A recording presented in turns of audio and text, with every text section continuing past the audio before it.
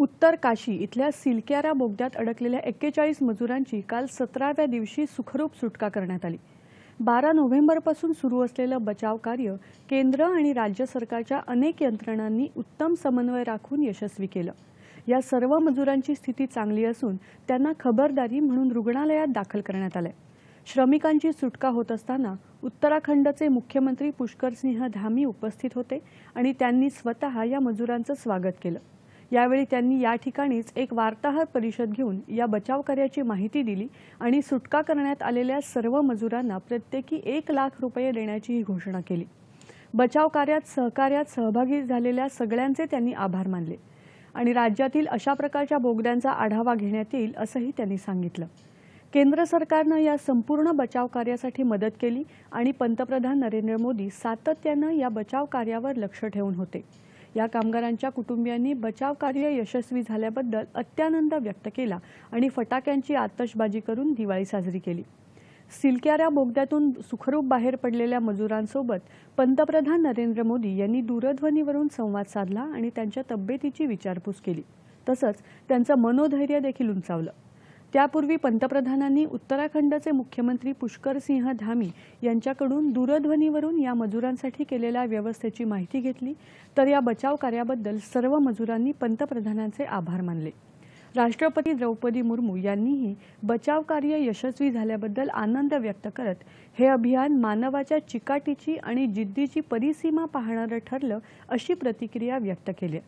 बचाव कार्यात सहभागी सर्व चमूंचं त्यांनी अभिनंदन केलं। उपराष्ट्रपती जगदीप धनखड यांनी देखील या बचाव कार्याची प्रशंसा केली। या बचाव कार्याद्वारे सर्व मजुरांना सुखरूप बाहेर काढल्याचं वृत्त कळल्यावर अत्यानंद झाल्याची प्रतिक्रिया त्यांनी व्यक्त केली। या बचाव कार्यात मिळालेलं यश देशातल्या प्रत्येक नागरिकाला भावनिक करणारं आहे। बोगद्यात अडकलेल्या श्रमिकांनी या काळात दाखवलेलं धैर्य आणि साहस सर्वांसाठी प्रेरणादायक आहे असं सांगत पंतप्रधानांनी सर्वांना निरोगी आयुष्याच्या शुभेच्छा दिल्या। हा सर्व काळ त्यांच्या कुटुंबियांसाठीही आव्हानात्मक होता, मात्र त्यांनी अत्यंत संयम दाखवला असंही ते म्हणाले। बचाव कार्य करणाऱ्या सर्वांनी शौर्य आणि धाडसानं मानवतेचं हे अभियान यशस्वी केलं, त्या अदम्य भावनेलाही आपला सलाम असल्याचं ते म्हणाले। देशातल्या दीर्घकाळ चाललेल्या या बचाव कार्यात अथक परिश्रम केलेल्या सर्व यंत्रणांचं केंद्रीय रस्ते वाहतूक आणि महामार्ग मंत्री नितीन गडकरी यांनी आभार मानले।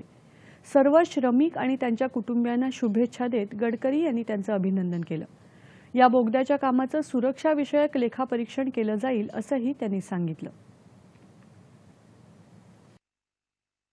मुझे बहुत खुशी है कि सिलक्यारा टनल के हादसे के कारण जो 41 मजदूर फंसे हुए थे वो बाहर निकले और उनकी जान बची है।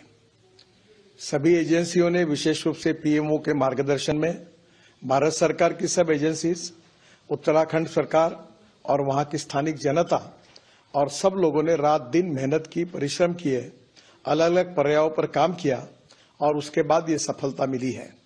और इसमें जान बचाने में जिन जिन भारत सरकार की एजेंसियों ने और राज्य सरकार की एजेंसियों ने और सभी हमारे इंजीनियर्स थे, रात दिन अपने जोखिम लेकर जो काम किया है, उन सबको भी बहुत बहुत धन्यवाद देता हूं, उनके आभार व्यक्त करता हूं। ये घटना ने भी हमको सीखने के लिए बहुत कुछ मिला है। अब हम लोग इसके बारे में टनल का सेफ्टी ऑडिट भी करने वाले हैं और टेक्नोलॉजी के साथ कैसे हम लोग ज्यादा से ज्यादा अच्छी टेक्नोलॉजी का उपयोग कर सके, ये भी कोशिश करेंगे।